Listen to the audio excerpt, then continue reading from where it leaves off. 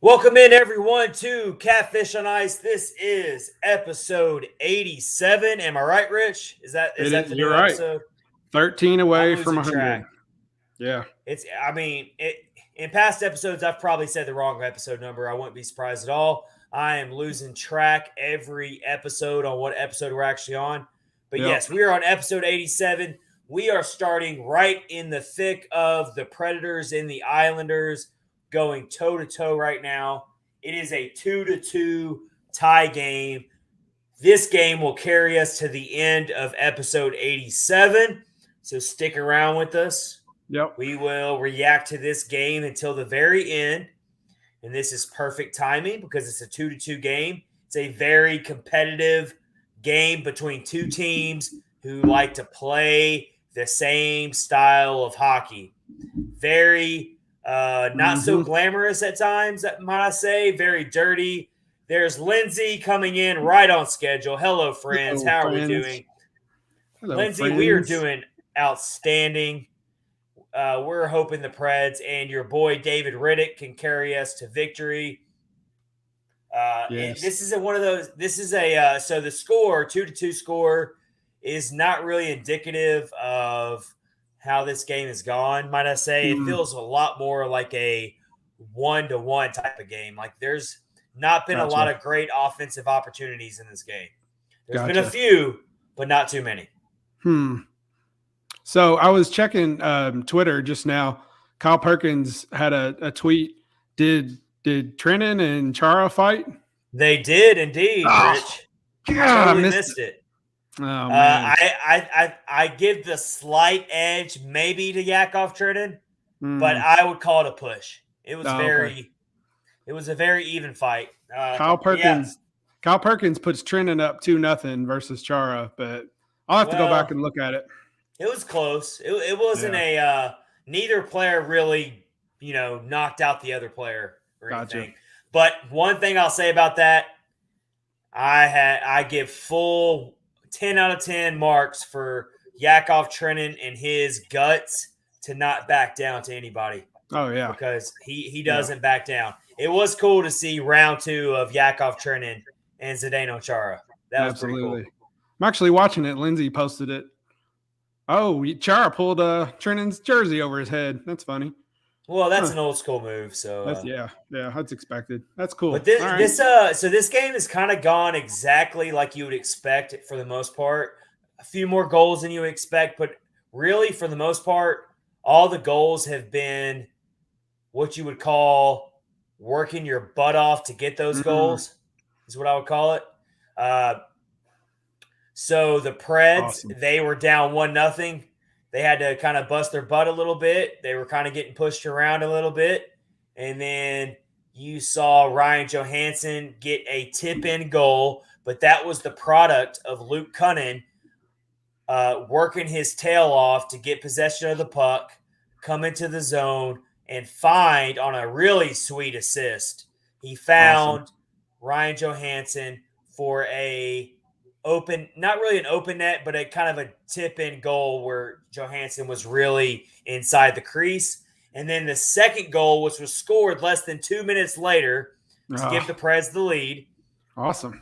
Very similar type of style where you saw the Preds just bust their butts to get in the zone. You saw Nick Cousins skate in, dish it back to Benning. Benning dishes a blast from the point, like way back. We see the Preds do this all the time, where they like to just throw the puck into the madness and they hope something bounces off something else. Well, that worked out great in this instance because Benning's blast bounces off the goaltender, kind of bounces out, and guess who has a wide open net? Colton Sissons. Awesome. So Colton Sissons gets a wide open slam dunk goal. The Islanders, they are kind of doing their own thing as well, though. Lindsay, please don't be mad at me. But that last goal by the Islanders, I feel like David Riddick should have had that. The puck was kind of fluttering around in the crease, and Riddick kind of lost sight of it, and I feel like he should have tracked the puck a little bit better. But other than that, I do think Riddick's made some good saves in this game as well. but it's coming down to one of those games where which team is going to work the hardest. Nothing's going to come easy. That's kind of how this game's gone as we're at the second intermission of this game, Rich. That's awesome. So that would be Sisson's third goal of the season. Yep. And let's share this really crazy stat that I came across right before the game started, or actually after Ryan Johansen scored his 8th goal of the season. He's one game away from having a 9-game point streak going right now. This is dating back to the really ugly loss on November 20th to the Montreal Canadiens. But Johansen's dating back to November 20th, he has 13 points in 9 games, counting tonight's goal. I did not realize he was playing that well. I knew he was doing well, but not that well. Yeah, so he deserves a lot of credit right now. Yeah, until you just told me that, I had no clue either. That's crazy. But good to hear. That's good news. Well, that's awesome. I mean, we all naturally get lost in Matt Duchene's start, Philip Forsberg's start, Roman Josi, and then we get lost in the rookies like Tanner Jeannot and Tommy Novak and Alex Carrier. And so, oddly enough, Johansen kind of gets overlooked a little bit lately. That's true. You're right. You're absolutely right. So we got Lindsay coming in here. She says, I'm definitely not mad. I'm the first one to admit when he's not playing well or when he should have a goal. I love him, but I want him to always play better. Lindsay, that is literally spoken like a true fan. And Let me make this clear.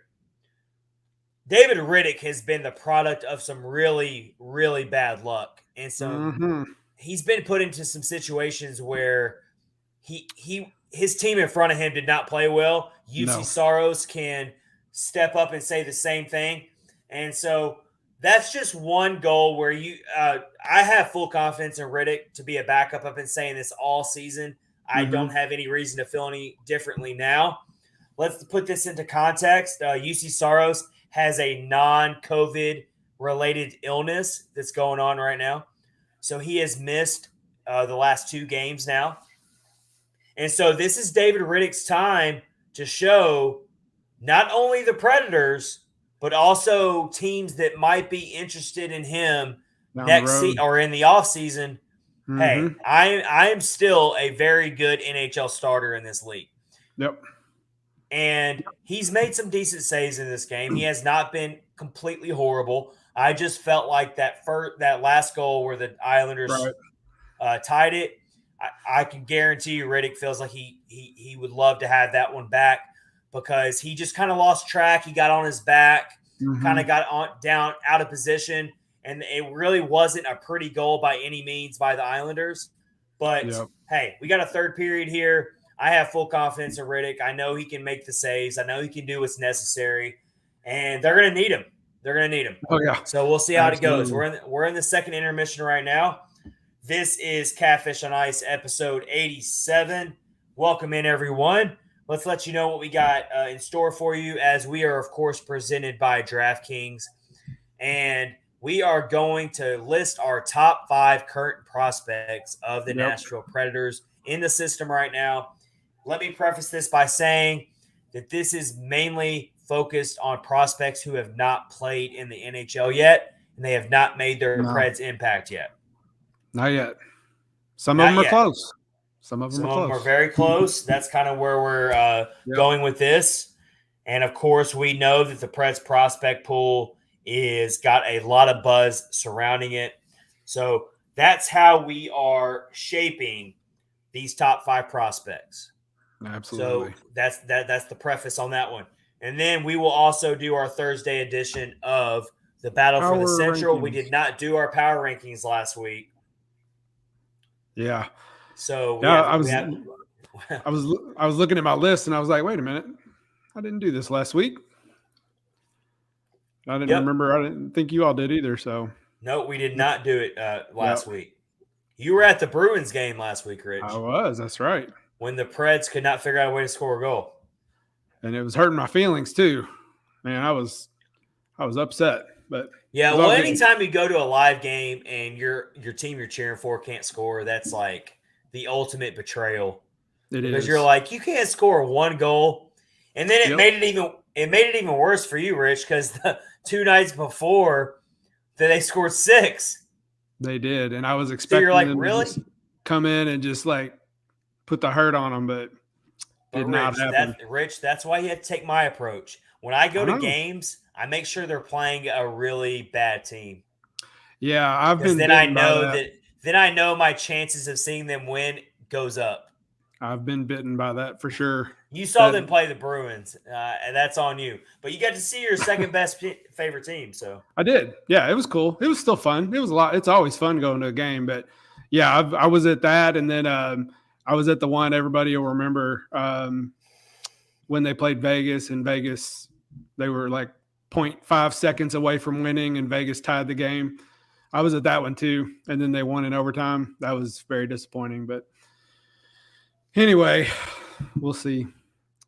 Trying to make it to another game this season, definitely. Oh yeah, so much fun. I'm still kind of mulling going to the Stadium Series game. I would not mind that. I looked up the tickets, and they're really not as outrageous as you would think. Yeah, they've got a new ticket pack you can get where you get a ticket to the Stadium Series game, and then you get to pick another home game.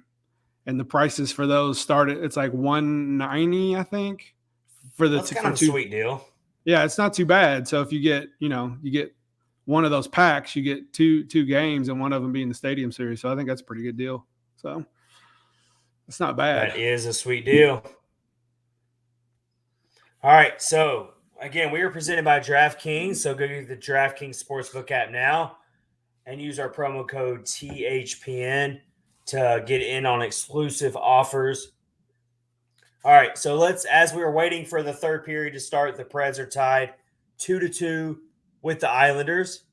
We are going to go ahead and go for it and list our top 5 prospects currently in the Nashville Predators system, judging off what we've seen so far from these prospects play as they are finally getting back to normal a little bit.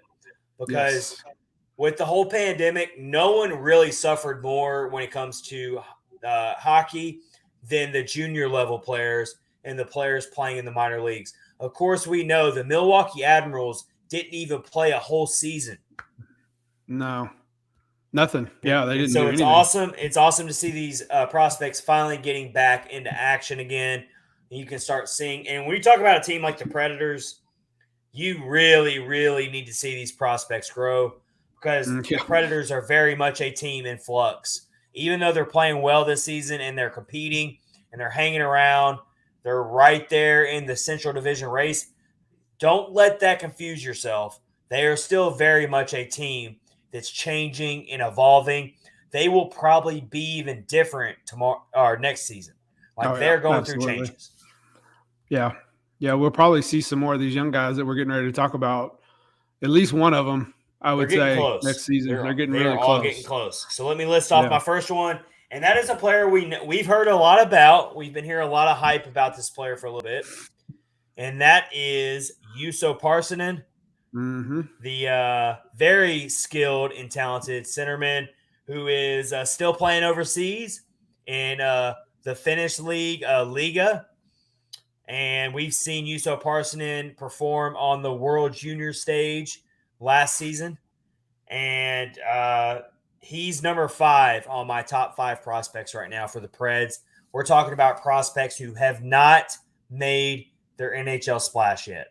Yep. So you get some confusion sometimes about who's a prospect and who's not. Well, just because you play a couple games in the NHL doesn't mean you're not a prospect anymore. So yeah, absolutely. But like, for instance, Phil Tomasino, he is not a prospect anymore. No, he's definitely not that. Parssinen was over here for the rookie showcase, wasn't he? He participated in that, didn't he? Yeah. Yes, he made the trip over here. That was a really big deal, actually. That is a big deal. I think that was the first time he's ever been over here. That's very cool. Good to see. And I've seen a couple of clips of him playing over there, and yeah, he looks really good. So he is, according to Elite Prospects, he is on a loan right now to TPS of the Liga in Finland right now. So you wouldn't call it one of your top international leagues, like the KHL is, but it's definitely a very respected league. Yep. And he currently has 21 points in 19 games, 7 goals, 14 assists. There you go. And we're talking about a player who is only 20 years old. And one of the things about when you see these prospects who are playing overseas, I tend to think that that's even more valuable experience. And that's just me. That's just how I feel about it. But these players grow up even faster overseas because it's not – I'm not saying it's glamorous in the AHL, but it's certainly not glamorous over there playing in these leagues. These players have to grow up fast. They're playing against other professionals who likely that's their end of their road is playing in this certain league. Whereas players like Juuso Parssinen, no, they have dreams to play in the NHL. Yeah. It's a very hard road to take. It is, but the other good thing about that is when you do play over there, like he's guaranteed to play every night, a full game. And like over in the AHL, you might not get to play, you might not. It just depends on who is in front of you. But it's really a good lesson and good for their development, I would say. Yeah. So he's been involved in this team's system since 2015-16. He played for the under 16 team. He played for the under 18 team. He played for the under 20 team. Then he finally made his jump in 2018-19. And ever since then, he's been playing in this league for a long time. Yes, he has. Absolutely. We got Lindsay here. How long until Tomas Vomachka comes up for the Preds? Of course, I'm asking about a Czech goalie. All right, so Tomas Vomachka, he got looks in the he did in the rookie showcase or the prospect showcase. He's definitely pretty far down the totem pole when it comes to goaltenders because you've got Connor Ingram and Yaroslav Askarov both next in line. So he's probably somewhere behind them. When you think about Tomas Vomachka, he's probably at his ceiling. I would expect him to be an AHL regular starter goaltender. Not sure he will ever make it to the Preds level. Yeah, it would be tough.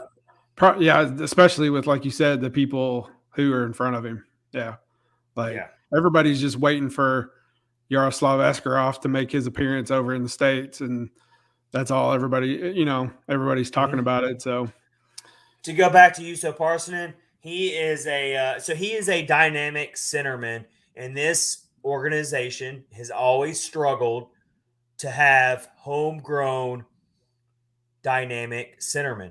They've just never been able to do it. They've never been able to manage it. And to have a player like Juuso Parssinen who seems to fit that bill and have that possibility of being that dynamic centerman for this franchise that they've never really been able to manufacture is really excited to see. I think he's probably at least another 2 full seasons away from making that jump here because you would like to probably see him eventually when he comes back up from overseas. Eventually you would like to see him with the Milwaukee Admirals for a little bit. And then if he goes to the HL and just tears it up, then you call him up. But I'm thinking that we're at least a season or 2 away before that happens. But he is well on track for what you want to see from him. Yeah, definitely.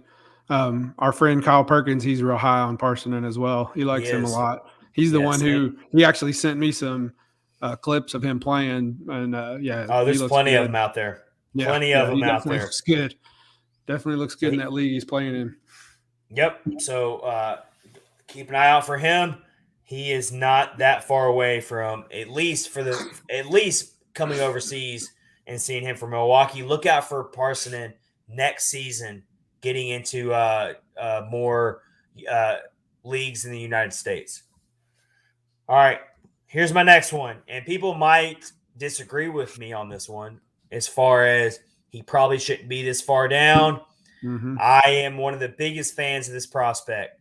But I got to admit, he's not been tearing it up like I would like to see him right now, and that is Igor Afanasyev. Yeah. He comes in at number 4 on my top 5 prospects right now. Yeah. He's your favorite guy. He is prospect wise, but I think he's struggling a little bit, and I think the whole Admirals are struggling quite a bit as well. So unfortunately, we don't like to hear Milwaukee Admirals are 7-12-1, and they're in last place in their division right now. Whew. Man. And if you look at Afanasyev's numbers right now, well, he is he's not putting up the point totals you would like to see right now. Let's just put it that. He's got some work to do. Like, he's not doing what you would like to see from him as far as dominating, because everyone was hoping that he was just going to roll right in and kind of dominate the competition on that level. Right. And he's just unfortunately not doing that like you would like to see right now. And so that's what we're waiting to see, is for him to kind of take over and take control on that level, because, I mean, let's be honest. If you're expecting a player like him to come to the NHL level, he's got to produce more than what he's doing right now for Milwaukee Admirals. And I was the first to say that I wanted to see him on the Admirals. I didn't want to see him immediately start night 1. A lot of people did. Yeah. I did not feel that way. Yeah. And it looks like what what you said was good, because it doesn't look like he would have been ready. That's for sure. Man, I didn't realize they were last in their division. Whew. Well, they got off to a really, really, really bad start, and now they're kind of trying to slow things down and figure it out. And wow, they need a player like Igor Afanasyev to figure it out. That's the biggest thing here. Definitely. But I still think, with that said, that he is still on a really good track to probably make the Predators roster next season for sure, make that jump. But I will say he's got to kind of show a little bit more efficiency throughout the rest of the season to give coaches the confidence that he's going to be ready to go at the start of next season. Yes. Yeah, he definitely needs to pick up his production to show them that he can make that jump. But man, they're and it's struggling. A really tough jump. People don't realize how hard it is. It's not like other sports. Like, it's so hard, and it takes time. And you're talking about a lot of prospects who are, still 20 years old, 19 years old, 21 years old. That is such a young age to ask a prospect to just jump right into the NHL. And the AHL also brings its challenges, because you've got a lot of career AHL players who will never, ever play in the NHL. They know they're never going to play in the NHL. And that league is also really difficult for a young prospect. Oh, yeah. Yeah, definitely. Plus now Afanasyev he's got guys like Matthew Olivier there. He's back down in Milwaukee. So, he's going to be wanting to get back up to the roster. Rocco Grimaldi, he's been playing really well. He's going to want to get back up there. So he's got to let's talk about those two players. I'm glad you brought those two players up, Rich. Because we are going to kind of talk as we go through these top 5 prospects. We're going to kind of talk about the Admirals in general and how they're doing. The third period has just started between the Preds and the Islanders. It's a 2-2 score. Very back and forth, very mucky, very ugly game, just like you would expect from these two teams. Chris Mason on the broadcast said it very well. The Islanders are the carbon copy of the Dallas Stars in the Eastern Conference, and I found that a really good comparison. That is a very good. The Islanders love to just build this shell around their goaltender, and they just dare you to figure out a way to penetrate it. And they don't really do a lot offensively. And the Preds, they can be a boring team as well, where they can't really they just want to forecheck and make things difficult. So yeah, we're gonna watch this game. It could very well be the next team that scores this goal is gonna win this game. Maybe yeah.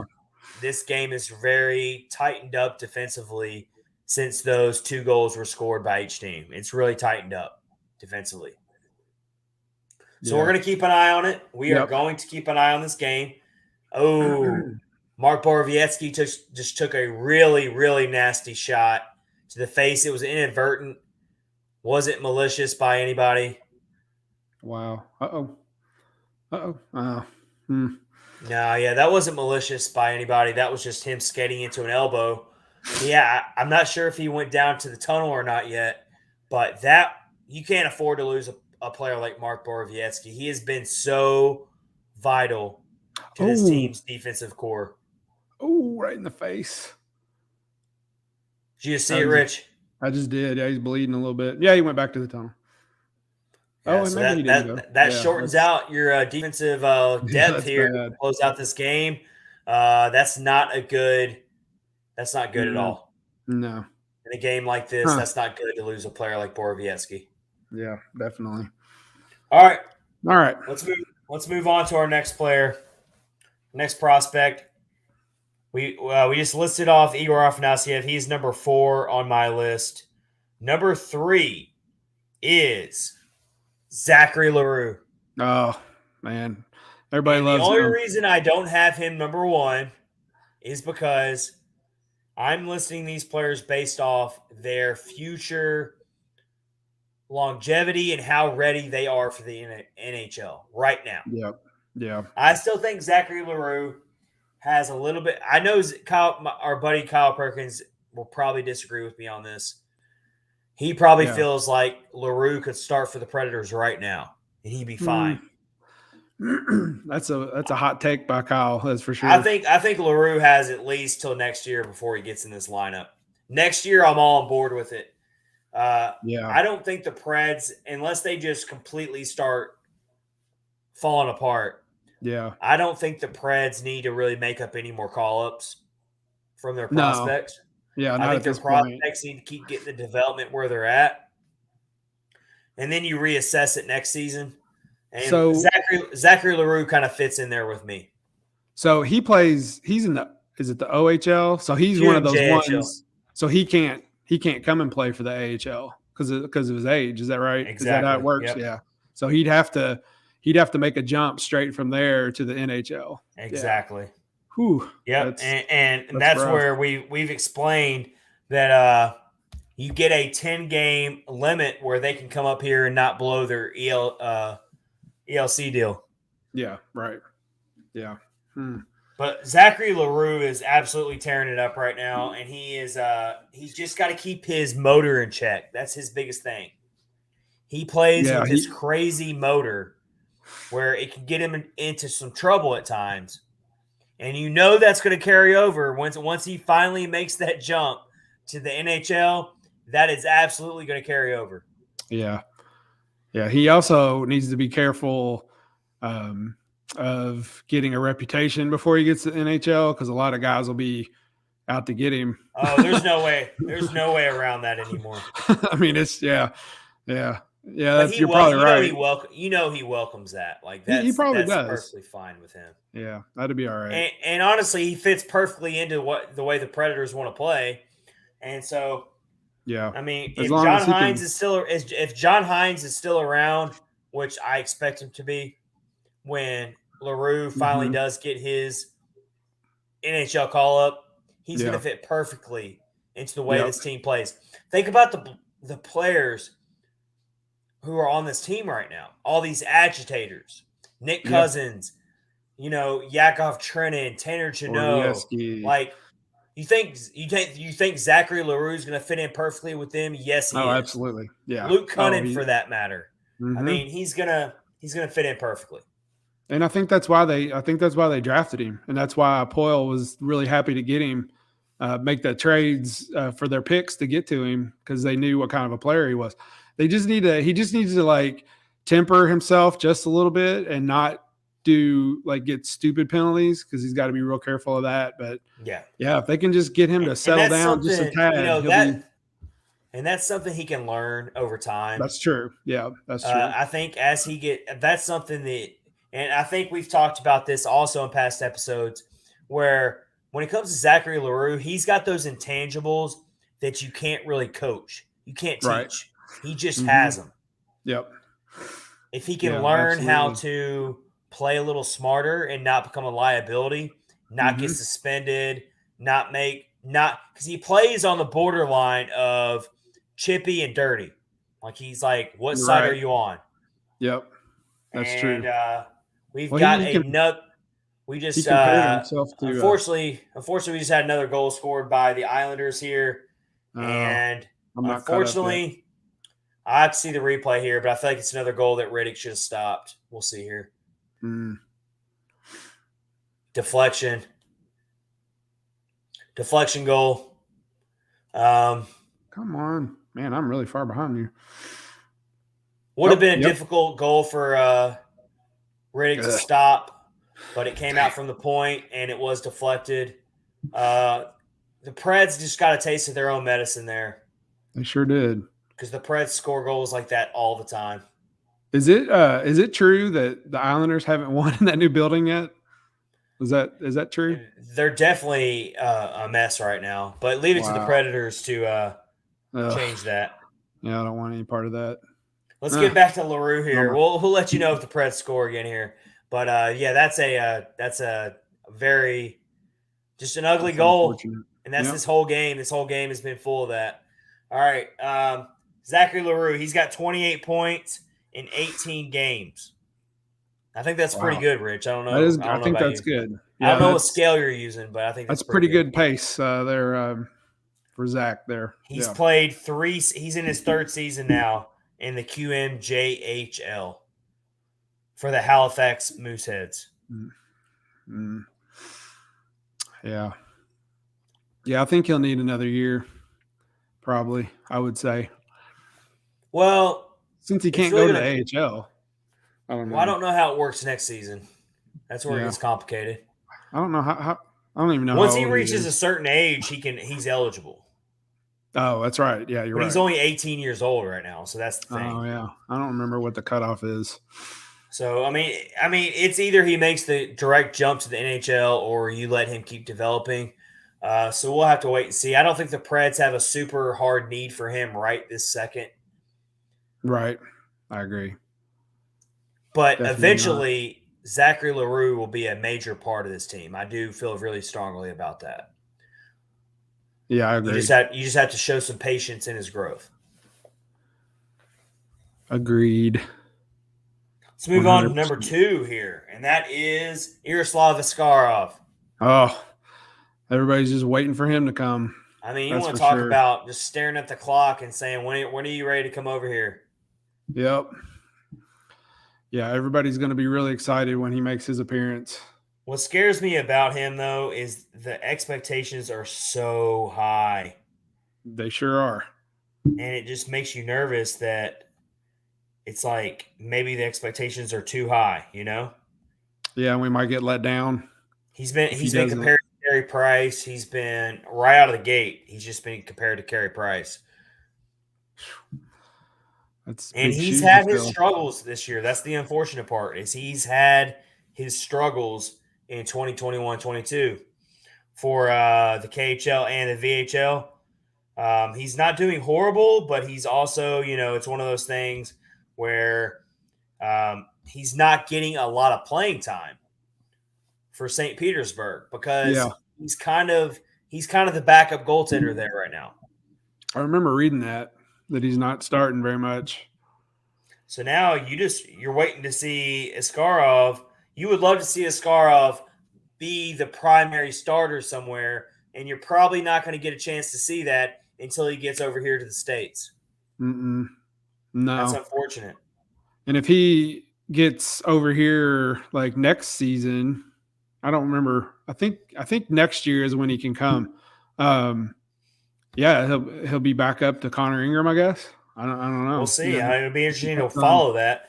But look at this. He's only got he's got 10 starts combined between the KHL and the VHL. The VHL is kind of like the minor league system of the KHL. So he's actually bouncing back and forth right now. So he's just not getting a lot of starts right now, unfortunately, with 5 starts in each league. And then the season before that, he also only got 9 starts in the KHL. He got 6 starts in the VHL.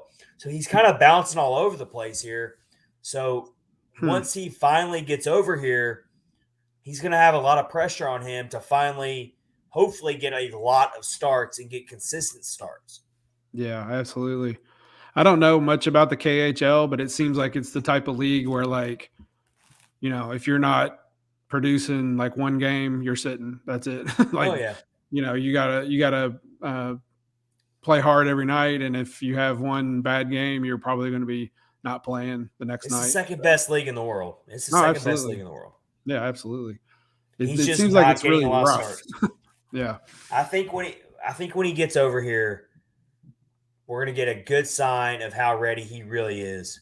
Yeah, I agree. And so 100%. that's going to be – but I feel good about it. His intangibles are there. His talent level is clearly there. Now you're waiting to see that full body of work. That's what you're waiting for with Yaroslav Askarov. Absolutely. All right, so I'm going to shock some people tonight with my top prospect. I would have never said this going into the season. I don't even know if this prospect would have been in my top 5. Yeah. It is Luke Evangelista. Yes. Apparently that dude is on fire. And I do think that he might be a full season away. Obviously, he's not coming up this season, obviously. But if he keeps trending the way he's trending, you want to talk about a player the Preds could use? It's Luke Evangelista.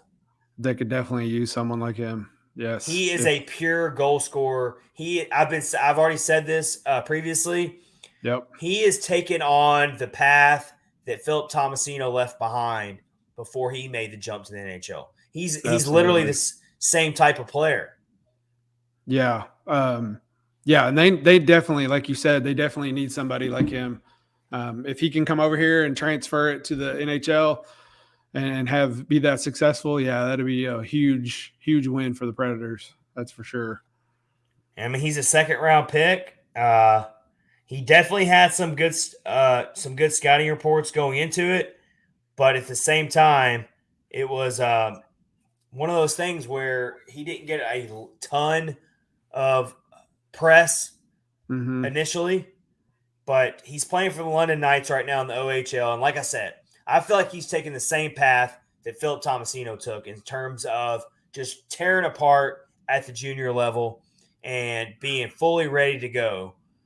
He just got to keep making that climb up. It takes some time, obviously, and he's a little undersized. That's the thing. He's only 5'11". He's primarily a right winger, which that's another position that the Preds have struggled to develop. The Preds have never had trouble developing defensemen. They've never had trouble with that part. Definitely not that. But developing goal scorers in their system has been a struggle for most of their history. So you see a player like Luke Evangelista, wow, can you not help but get excited? Oh yeah. Yeah. Looks like they could use him tonight. So Luke Evangelista has, are you ready for this? I don't care what level of hockey you're on. He's got 20 goals and 20 assists in 21 games. That's insane. I don't think I could do that on a video game, much less in real life. No way. That's insane. He's doing that on the OHL level. It's not like that's a league that's just a pushover. It's kind of at your junior level, that is the best league. The best one. Yeah. Yeah. You're right about what you said about Tomasino. He was doing the exact same thing last year. Doing the exact same thing. Yep. So I would not be. I mean, he's not going to come up this season, but eventually, Evangelista is showing he's about ready to make the next jump up. Eventually, yeah. You're feeling really good about that draft pick from 2020, second round pick, number 42 overall.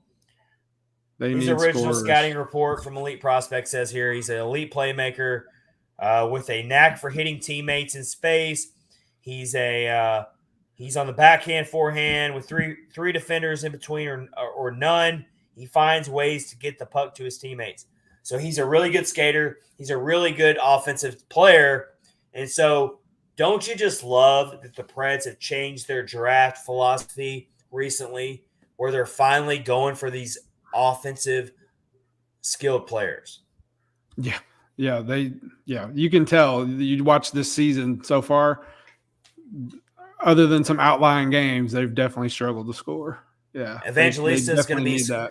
Evangelista is getting ready to turn 20 years old here in a couple months. So again, you've got another prospect that's just a little on the young side, so not ready to make that NHL jump just yet. But just think, all the prospects we just named so far on this top 5 list, it's very likely that all 5 of these prospects are going to be ready to come up around the same time. Yeah. Yeah, you're right. Yeah. That'd be now, good. Now, what does that mean for the rest of the Preds roster? Well, that's for another day, maybe. Yeah, that's definitely another conversation to have. Yeah, we just don't know. You don't know what this team's going to look like this season or at the end of the season. Just depends on how well they do, I guess, to finish it out. That's a big part of it. It's definitely a big part of it. Yeah. All right, so that's our top 5 prospects. Get in on the conversation on YouTube or tweet us at Catfish Ice. Let us know some other prospects that you're really excited about. We will share on the episode or we will retweet it on our Catfish on Ice podcast account. So don't be shy. Get in on it.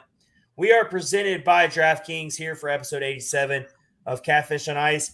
It is time for the football, of course. Football fans, I'm sure we all love an action-packed, high-scoring NFL game, but with the latest no-brainer from DraftKings Sportsbook, an official sports betting partner of the NFL, you'll be a winner once a single point is scored.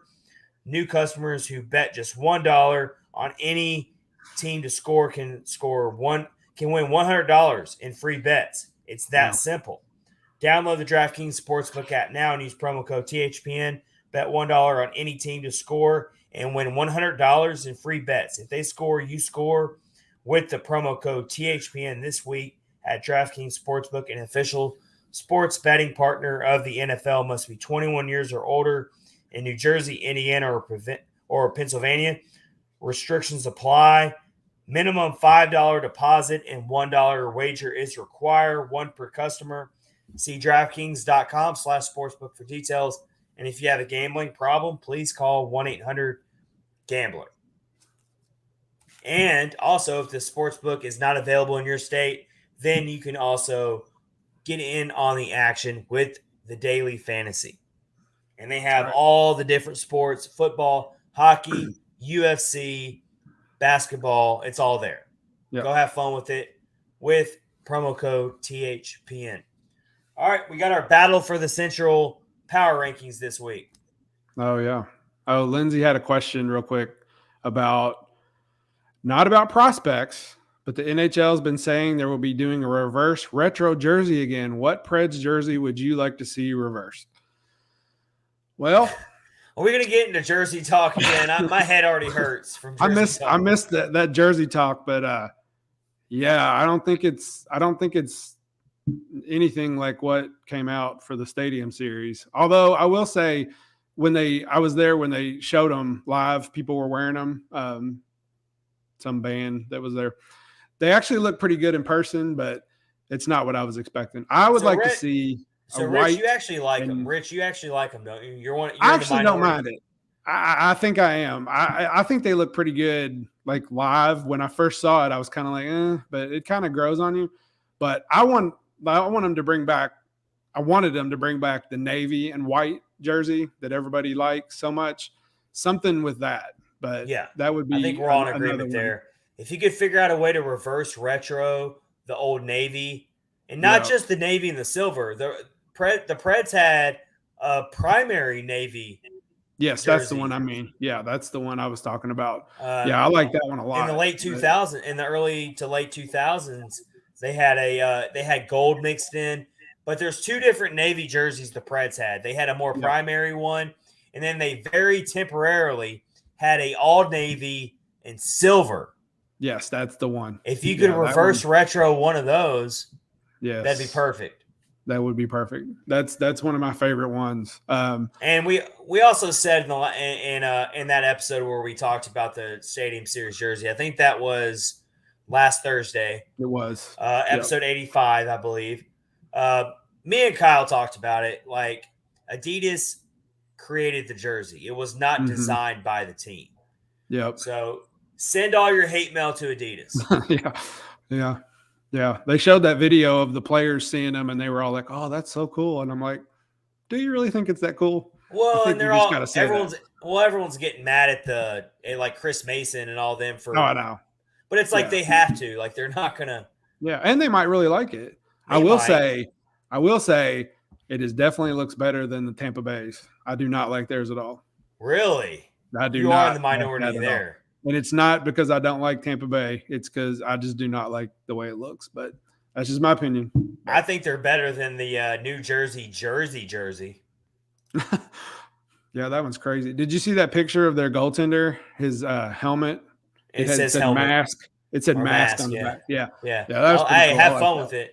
I don't know. That's it's a really good question to ask. Which one's worse, the Preds jersey or the Jersey. The Jersey it's just jersey. Black. All right, so we got a Predators goal. Awesome. I'm waiting for it it to catch up. Not only Predators goal, but we also got a patented Yakov Trenin slamming himself into the boards. Oh, sweet. That's a Tanner Jeannot created goal there. Oh, it's Tanner coming.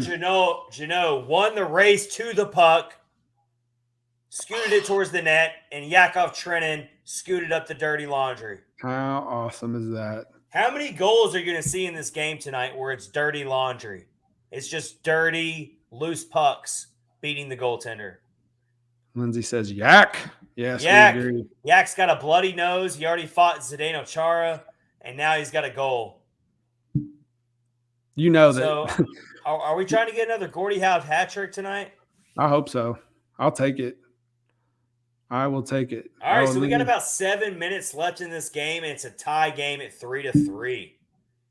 Whew, coming down to the wire. Lindsay says, my boy, hell yeah, Jeannot. That's right. All right, so that's perfect timing to get into the battle for the Central Power Rankings. Yes. All right.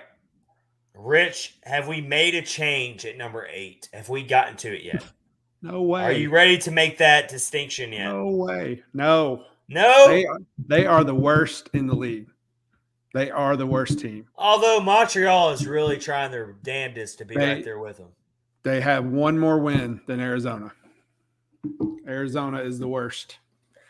But we're not ranking the entire league. We're just ranking the Central. So they're definitely the worst in the Central. And if you ask me honestly, though, I think that Montreal might be worse than Arizona. But we're just ranking the Central. Yep. And yes, Arizona is still firmly in the 8th spot. And we're going to talk about Arizona and our NHL Quick Hitters to wrap up this episode after the power rankings.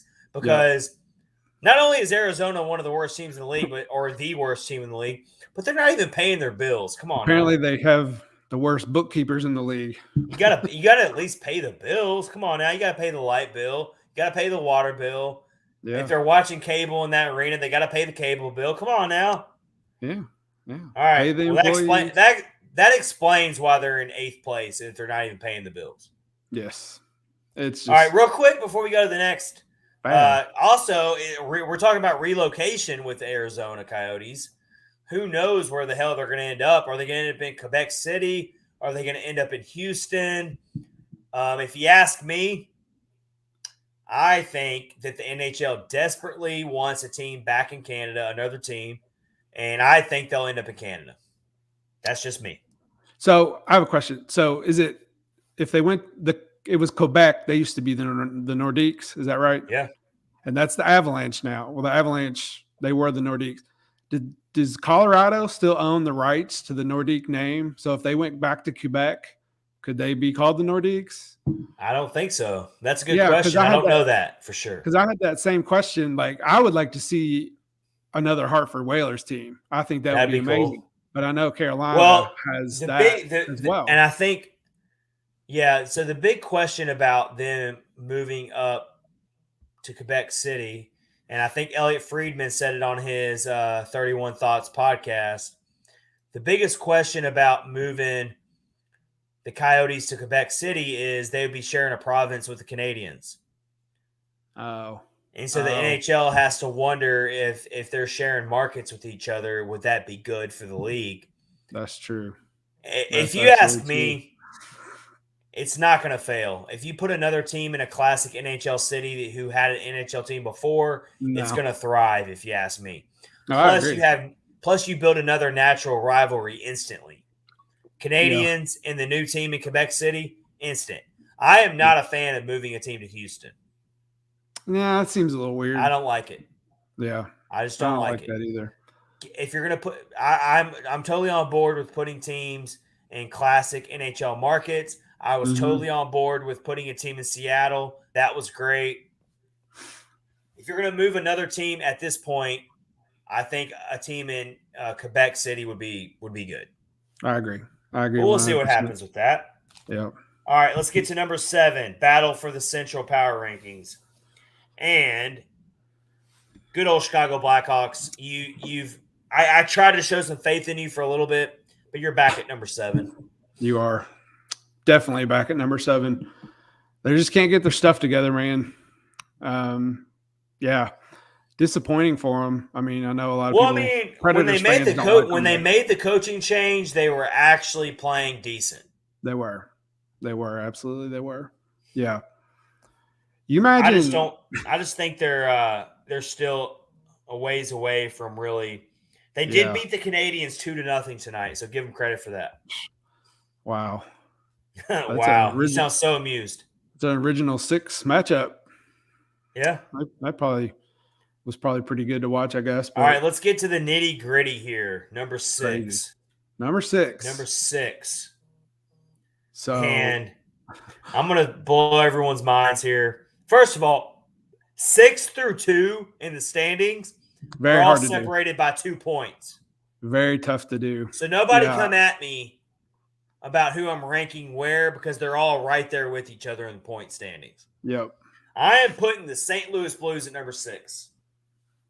Wow. All right. Don't believe in them. I don't think they're that good. I've been saying that all year, and I'm going to stick with it. Yeah. I don't know. Who's your number 6? So I've got Winnipeg as number 6. I wrote how the turns have tabled, and that old famous saying. They were first in the division, and now they're down to 6. But like you said, the points are all very close. But yeah, I don't know. They just seem like they've really. Well, I mean, it's the classic Central Division here. If the Preds win tonight, they're in second place. But then, yeah, right. But the other day they were in 6th. Yeah. They could end up in 6th at the end of the night if everyone else wins. I mean, it's that close. That's true. Yeah. You're right. I think, did we have another Preds goal just now? Wow, crossbar. Denied by the crossbar. Oh, man. Let's look at this game a little bit here. All right, we're under 5 minutes left in this game. It's still 3-3. Preds have 26 shots on goal. The Islanders have 19. You've held a team to 19 shots on goal. You should win the game. Oh, gosh, that's so close. This is going to be a very hard loss to stomach, considering that the Preds have held the Islanders to 19 shots on goal. Oh, my gosh, that's so close. That's ridiculous. You got to figure out a way. You got to figure out a way to finish this. And Rich, do you remember on Monday's last episode, I said for me to consider this 4-game road trip to be a success, and for me to be impressed, they need to win 3 out of 4. They've already won 1. They beat Detroit Red Wings, which was a very, very impressive win. I will give them that. Yep. But you can't follow that. You can't follow that up with a loss tonight against a Islanders team that is just a total mess right now. You cannot do it. In shambles. Yeah. Yeah. If they don't win tonight, then they have to beat the Devils and then the Rangers on Sunday. I don't think they're going to beat the Rangers. I don't feel like I agree. I feel really good about them beating the Devils tomorrow night. I'm not. It is a back-to-back though, and back-to-backs are always tricky. I'm not worried about them beating the Devils. I don't expect them to beat the Rangers. So get this win here. It'd be huge. Yeah. And for the most part, the Preds have played well tonight. Like I said, I think Riddick should have had 2 of those 3 goals he's given up tonight. Mm-hmm. Yeah. Hasn't been his best game. I'll give him the deflection one. I didn't see the other 2, but the one I did see, it would have been tough for him to stop that. But, All right, moving to number 5 in our power rankings for the Central Division. Battle for the Central. You have the Jets at number 6. I have the Blues at number 6. I have the Jets at number 5. Number 5. Just because it's really hard to say, but I still feel like they have a lot of elite scoring talent, and I feel like they're eventually going to figure it out. Yeah. And so I got them at number 5. Yep. Well, I put Dallas at number 5. That's actually up from a spot last time we did this. Well, how could you not? I mean, they've won 7 games in a row up until last night when they lost to the Vegas Golden Knights 5-4. Yep. And they actually beat the Avalanche. They beat the Blues. They beat Edmonton. Yeah. So that's good. They're notching a lot. They're notching a lot of impressive wins. Yeah. So number 3 through 6, I feel that they could all switch. Oh yeah. This is this is the hardest week we've ever done of this. It's definitely hard. Yeah. I mean, when you've got teams 2 through 6 all separated by 2 points, what the hell? Or how are you supposed to rank these? Yeah, it's tough. So David Riddick just made a really, really clutch save. Stick taps to David Riddick. I don't like him. One thing I've noticed about him is he sometimes gets out of position a little bit, trying to get to the puck. Well, that's how he gave up his that's how he gave up the second goal. Oh, okay. Yeah, I don't like that as much. That's makes me a little nervous, but I mean, he's a professional, so I guess he knows what he's doing. He's played long enough. So we're watching this game right now. We're going to finish this game out with you as we finish up our power rankings and we roll on with episode 87 here. We're under 2 minutes left. The Preds are doing everything they can to at least get this to overtime. It's a 3-3 game. Islanders are pushing, though. They are pushing hard. Sure are. I'll be all right. We've got a scramble in front of the net. David Riddick covers the puck. I think fans want a penalty called on the Preds. I'm not sure if they're going to call one. I don't think so. This is a scrappy game. If you like really scrappy, hard-nosed games, this is your game right here. That is a really good no call. That's a great no call. I thought they were going to call a tripping penalty on Tolvanen, but they did not. And that was a great call by no call by the officials there. The player totally fell down on his own. Tolvanen threw his arms up like I had nothing to do with that. Yeah, right. And they didn't call the penalty. That was a great call by the officials. Oh, yep. You see what I'm talking about, Rich? I did. I just saw it. Yeah, Oh, he didn't even touch him. Exactly. Yeah, so it's nice to finally see the officials make a good call. Yeah, that's awesome. Man, but the Islanders are totally putting it all over the Preds to get this overtime. That's what I was getting ready to say. They are definitely taking it to them right now. Preds can't get out of the zone. They can't get out of the zone at all. We see this happen a lot with this team where they just go on. They kind of go into a mode where they just can't figure it out. This is the wrong time of the game to be doing that. Mm-hmm.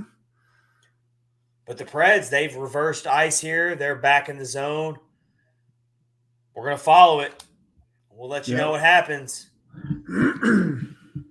All right, so we're up to number 4. We're up to number 4 now, right? In our rankings. Number 4. Yes. I had the Jets at number 5. You had who? Dallas. All right, so we both have the Coyotes and the Blackhawks at number 8 and 7. I have the Blues at number 6. I have the Jets at number 5. You have, gosh, I'm getting confused now. You have, who'd you have at number 6? The Jets? I'm trying to get it to come back up. I am throwing myself off here. Oh, it doesn't matter because that's what the Preds just scored. Oh, really? Oh, I haven't caught up. As you were checking the rankings. Oh, Let's watch this. Forechecking. Ryan Johansen. Yes, sir. Are you serious? Really? Oh, man. What a play. Oh, my gosh.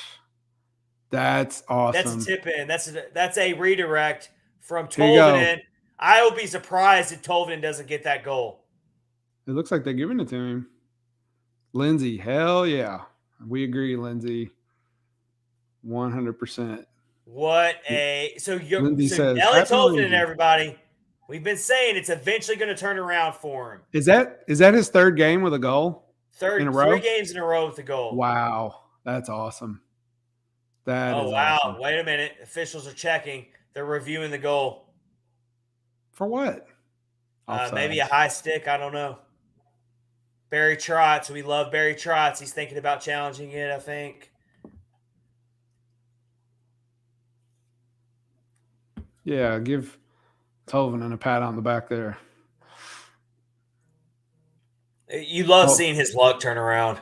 Oh, yeah, absolutely. He's got to feel Maybe good. they're checking for offsides. I'm not sure. No, it can't be offsides. Tolvanen, as the ESPN Plus lady said. I don't know what they're checking for right now because it's definitely not a high stick. There's definitely a delay in play, though, and I don't know what's going on.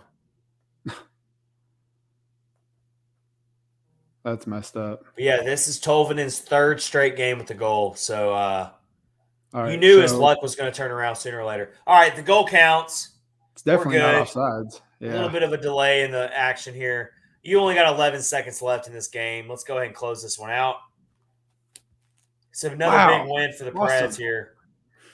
That's awesome, man. I got to tell you, I was a little nervous about this game. I thought it was going to be like a trap game for them because. Well, the Islanders are not as bad as their record. At least you would like to think. You're right. Not. You're right. Yep. You're right. I'll tell you one thing though, those Islanders fans, they are getting pretty restless right now, and they're calling for Barry Trotz to be fired. Yeah. And this game right here is not going to help matters for him. Yeah. So I don't remember. I would take Trotz over Hines right now, even though the Islanders are struggling. I know that's really unfair to say that about Hines because he's done such a good job. I would take Barry Trotz over. Yeah.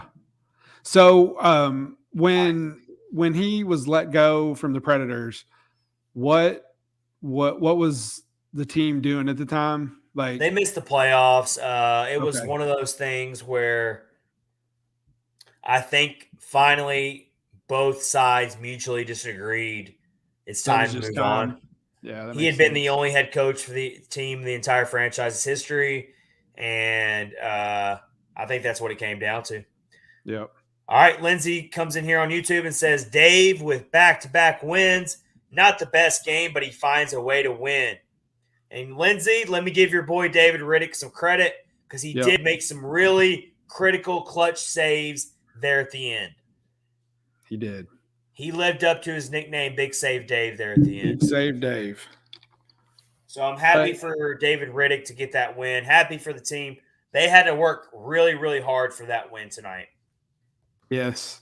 And this is perfect timing because we're still doing our power rankings and we still haven't listed where we have the Predators. We are at number 4 right now. And I am looking over my power rankings. So this is... I'm putting the Dallas Stars at number 4. Oh, all right.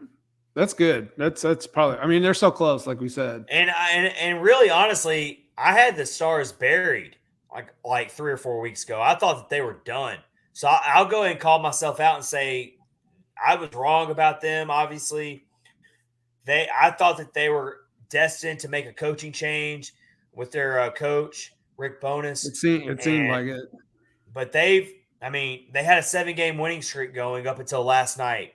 And then they still took the Vegas Golden Knights down to the end. So they're playing very, very good. They got a big game tonight against the Los Angeles Kings. That's going to be a fun game to watch. I'm going to put the Dallas Stars at number 4 right now. Important thing to remember, too, is the Stars have played 2 less games than everyone else in the division. That's true. Yep. That matters. But I got them at number 4. Who do you got at number 4, Rich? I have Nashville at number 4. The reason is we've said it already. Points are really close, but they've got a little head of steam going. And I wrote this before tonight's win, so this is a win 3-game win streak for them. They're actually, if you take Minnesota out of the equation, they're tied for win streaks in the division. But now this is their 3rd one, so it was 2 at the time. So yeah, I mean, I'm always going to be cautiously optimistic with them. So you're never going to see me. I think I did have them real high at one week, and then they laid a big fat goose egg one night, and that taught me a lesson. So it's not going to happen anymore. They've won 4 of their last 5. If you want to go back to the Columbus game, that's true. Yep. And even in the Boston game, they played a really hard-fought game against a quality team.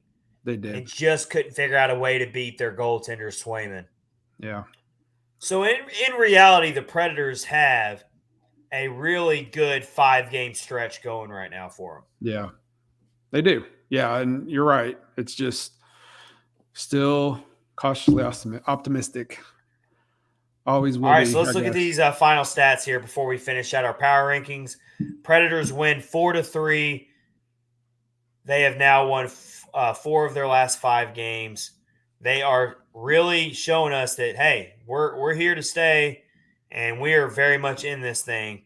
And it's great to see, because this did feel like a game where they would kind of have a letdown game. This felt like a perfect timing for a letdown game. It did. And they just kept battling. I mean, they matched up very well with the Islanders and how they wanted to play tonight. Is how I saw it. Yep. So Ryan Johansen gets the first goal, his 8th of the season. Colton Sissons gets a goal, his 3rd. Yakov Trenin gets his 4th goal of the season. Eeli Tolvanen gets his 3rd goal in his 3rd straight game. That's crazy. For his 4th goal of the season. That went unassisted. And your top star of the game ends up beating Colton Sissons. Wow. All right. That's that's not usual for him, but he did have a 2-point night. The very rare 2-point night for Colton Sissons. Yeah. Tanner Jeannot racks up 2 assists in this game. Ryan Johansen gets 2 points in this game. 2 points, yeah. Matt Benning got a point. Wow. Roman Josi got a point. Roman Josi gets an assist on the last goal, the game-winning goal, primary assist, because he was the one that made the shot. Yep. That redirected. Nothing from Forsberg. That's unfortunate. Well, it's not going to happen every night. Yeah, so they're saying the goal is unassisted right now on NHL.com, but I think that's just a glitch, because it was clearly tipped in. It was clearly tipped in on off of Yossi's stick. That's weird. And they probably just haven't updated it yet. But a huge win for the Preds. Mm-hmm. And with that, so you had the Preds at number 4. I do. Yep. I had the Stars at number 4. And I had the Stars at number 4. Yep. I've got the Preds at number 3. There you go. And now that looks genius. Right. Like if we were doing this tomorrow, I probably would put them at number 3. And the Preds are now currently in 2nd place in the division. It might be very brief, but as of now, they are in 2nd place in the division, and they are 6 points behind the Minnesota Wild for 1st place. If you would have asked us this going into the season, if anyone would have walked up to us and said, "Hey, 26 games into the season, the Preds are going to be in 2nd place," we would have all laughed our asses off. Absolutely, we would have said, "Go get yourself checked." Yeah. Oh yeah, totally. We really I pride us on this. Before the season started, we both were like, really tempered our expectations. We didn't get excited. We were like, if good things happen, we'll take it as it comes. But now good things are happening, so it's We got to awesome. go back and play the tape, honestly, and see exactly what we said. But I Yeah. think we both remember. I think I remember us both feeling like, okay, this team's not as bad as what a lot of people are saying we are. Yeah. But we also didn't think that they were going to be anything more than just a. We thought they'd be a fun team to watch, which they have been. They haven't let us down there. Yeah. But we also thought there'd be some serious growing pains. And those growing pains have not really happened that badly yet. No. I'm just saying. There's been a few, but not anything major that they haven't corrected. I will say that. So who do you have at number 3? Because I've got the now 15, 10, and 1 Predators with 31 points and in second place in the division. I got them at number 3. Do not have them at number 2 in my rankings. Yeah, I've got St. Louis. I don't know why. Wow. I guess because it's still close. We are totally opposite on that one because I got the Blues at number 6. Well, I looked at who they played the past few weeks, and they've swapped wins and losses with Florida and Tampa Bay. So like Florida's really good. Tampa Bay is obviously Tampa Bay, and they actually beat Vegas in this little stretch as well. So I mean, as much as it kills me to say it, I mean that's still pretty good, but just waiting for the wheels to fall off. Yeah. So well, with all these teams clustered up like they are, I mean, it's you. If you go on a 3 or 4 game losing streak, you're going to be knocked back quick with all these teams so clustered together right now. Yep. So they're really you can't. None of these teams can afford to drop a game right now. It's that close. No, absolutely. All right, my number 2 team. Save you the suspense. It's not that hard to understand. It's definitely the Colorado Avalanche and the Minnesota Wild are my number 1 team. That has really been set in stone for me for a while now. I feel like those 2 teams are the cream of the crop of the division. I actually felt the same way going right into the season. My top 2 teams have not changed. Yeah, Colorado, I was looking at their schedule as well. They've had some pretty lopsided victories. They're really putting a hurting on teams right now. The Predators felt their wrath a while back. So, those are the types of teams the Predators have to show they can beat. Finally, the Preds, to their credit, did beat the Minnesota Wild earlier in the season. It feels like a lifetime ago, but when it comes to head-to-head versus Colorado, I do not feel good about it at all. But we don't have to worry about that right now. No. Although the Colorado Avalanche are coming to Nashville in a week from tonight. That's one I would definitely not want to go to. Definitely wouldn't want to see that. The Preds only have 3 home games remaining this month. That's crazy. And they are not easy games. Calgary, Colorado, and Winnipeg. That is so crazy. Yeah. But you turn the calendar to January, it gets evened out. February, they don't play a single road game, but February, of course, you have the Olympic break. And then March, you have a lot more home games. It kind of tilts back in their favor. April is loaded with home games to close out the season. That would be a good it eventually evens out. It eventually evens out. Yeah. I think we're getting ready to have our feelings hurt. I don't think Nashville is going to be in second place here in about 3 minutes. I said brief. I told you it was brief. It's brief. The Blues are beating the Red Wings 5-2 right now. About as brief as it can get, right? Yeah. The Blues are beating the Red Wings 5-2. The Jets have a 1-0 lead on the Kraken right now. And then Dallas still have is the playing Stars, later tonight. who also have to play tonight. Stars is playing tonight, and Minnesota's playing tonight as well. So if all those teams in the Central win tonight, then suddenly the Preds fall back to but we'll take it. 5th. But hey, we'll take it for now. All you can do is control what you can control, right? Yep, absolutely. So Minnesota's on like. So do you have Colorado at number 2 in yours, and Minnesota at number 1? Yeah, Minnesota is on like a 7-game win streak right now. So there's our power rankings. Yep. Some really tough ones this week. It is. It's so hard. The top and the back end is easy. It's the middle that's Yeah. a mess. Yeah. It's middle 3 or 4 are tough. All right, that's our battle for the Central Power Rankings for episode 87 of Catfish on Ice. Let's round it out real quick here with some quick hitters around the NHL. Let's start with the really hilarious story about how the Coyotes barely paid their bills on time. Never seen anything like it. That's crazy. I was looking into it a little bit. Well, I didn't look into it too much, but the Coyotes said that it was human error why they didn't get paid, and some people have said that they're actually made the payments and they're taken care of right now. Yeah, that's what. Yeah, they're good now. You figured it would. Yeah. So, man, just they got the worst luck. I mean, so the way it came out here was it says here. This is from The Athletic. This is from earlier today. This is from The Athletic. Katie Strang of The Athletic says the city of Glendale is threatening to lock the Arizona Coyotes out of Gila River Arena due to delinquent tax bills and unpaid arena charges.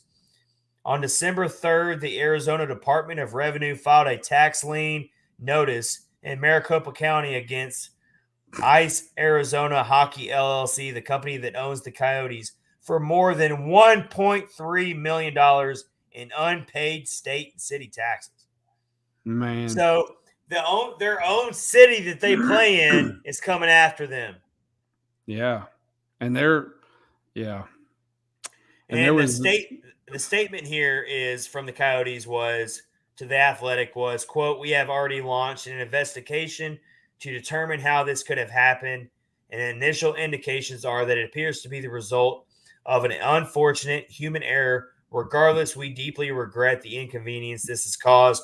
So I guess the humor here is not only do the Coyotes really suck on the ice this year, but they can't even figure out like accounting issues. Worst team in the league, worst accountants. I mean, it kind of feels like a soap opera. It does seem like a soap opera. You're right. Quick question from Lindsay. Does Ingram play tomorrow night if Saros isn't ready to play? That's a really good question. I haven't really thought about that. He has been called up. He has been called up. He got called up for the Red Wings game. He got called up as the backup. He did. Yeah. They're kind of keeping it pretty secret, which they should.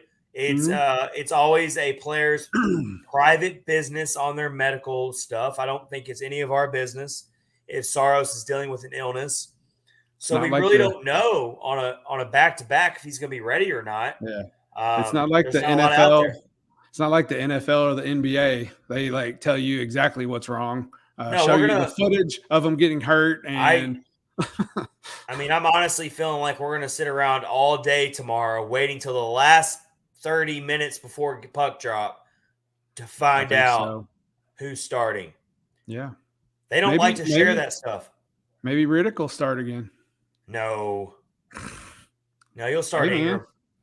That's a good question, Lindsay. That's a really good question. Something tells me Saros is going to be ready to play. Yeah, he hasn't played. He's had several days off. It was already a back-to-back as it was, so Riddick was going to start even if Saros was fully ready to go or not. So I'm sure they just use this as a chance to give Saros an extra day. Yep. I'd be really, really surprised if Saros doesn't start on Friday night against the Devils. And that should be a good start for him. Mm-hmm. Yep. But that is a good question, Lindsay, because if something crazy happens, then yes, you would expect to see Ingram. Yep. He was called up as the backup. Yep. On Tuesday. Absolutely. All right, so going back to the Coyotes, they just can't figure anything out. It's pretty sad. I feel bad for the fans of that team because, I mean, at this point, you're like, what can you do? It's one thing if they're struggling on the ice and we'll cheer for the team regardless, but the front office is and other things aren't even going right.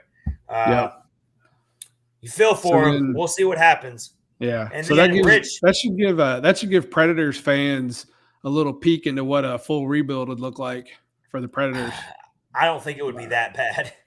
I would hope I mean, not. this is like historically all-time bad stuff here. It is very bad. But Let's flip to something that's a little bit more positive.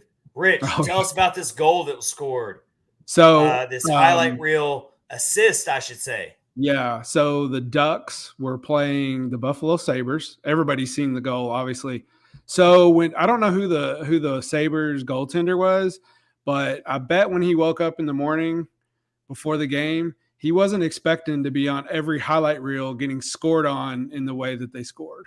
I've never seen anything like that before. And I think it was, what was it? It was on that night that Yossi weaved in and out of 4 defenders and scored a goal, which that would have been like the highlight of the night. But this goal was the highlight. So Trevor Zegras, I think is how you say his name. Who's a really good player, by the way. A lot of people need to know who this player is. Yeah, he was behind the net, scooped up the puck on the end of his stick like he was going to do a lacrosse goal, flipped it over top of the goaltender to Sonny Milano, and he just batted it in like, and it went right. The goaltender had no chance of getting it. It was the craziest thing I've ever seen. Never seen anything like it. And you know that the goaltender for the Sabres was ticked off. I would be so mad. Yeah, it was all over the highlight reels. It was one of those goal of the year candidates type of goals. Yes. Anaheim Ducks, they are a fun young team to watch. Another impressive win that the Preds got. Yep.